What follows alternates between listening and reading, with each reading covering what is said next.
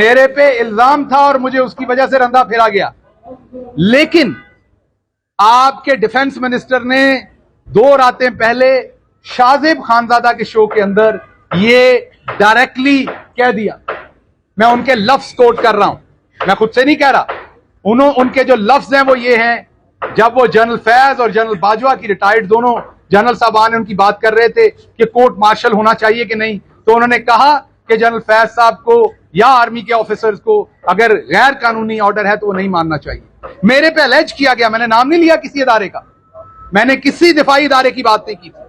मेरे पे अलेज करके, क्योंकि मैं एक आम आदमी हूं, क्योंकि मैं अशराफिया से नहीं हूं, क्योंकि मेरे पास सिफारिश नहीं है, क्योंकि मेरे बड़ी बड़ी जगहों पे कांटेक्ट नहीं है, क्योंकि मेरे पास बड़े बड़े वकीलों को देने की फीस नहीं है, क्योंकि मेरे पास पूरे के पूरे टेंटिकल्स नहीं है, क्योंकि मैं रात को मैसेज करके हारा हुआ हल्का जीत नहीं सकता ख्वाजा आसिफ की तरह, क्योंकि मेरे बाप दादा सियासत के अंदर नहीं है, क्योंकि मैंने मिलें और फैक्ट्रियां नहीं बनाई हुई, क्योंकि मैंने गोल्फ कोर्सेज के ऊपर कब्जे करके हाउसिंग अथॉरिटीज नहीं बनाई, क्योंकि मैंने किकबैक्स नहीं ली, क्योंकि मैंने अपने डीसी एसी अपनी मर्जी के नहीं लगवाए, क्योंकि मैं एक माफिया का हिस्सा नहीं हूं। इसलिए मैंने तो नहीं कहा, और मेरे ऊपर केस बना के पिछले 8 महीने से मुझे रगेदा जा रहा है। और उसने बबांगे दोहल टेलीविजन के ऊपर कहा, जो हमारा डिफेंस मिनिस्टर, और यही नहीं कहा, मैं रिपीट नहीं करूंगा वो अल्फाज, क्योंकि मुझे अपने इदारों से प्यार है। लेकिन इसी शख्स ने पार्लियामेंट के फ्लोर के ऊपर हड्डियों और गुद्दे का एक बयान दिया था।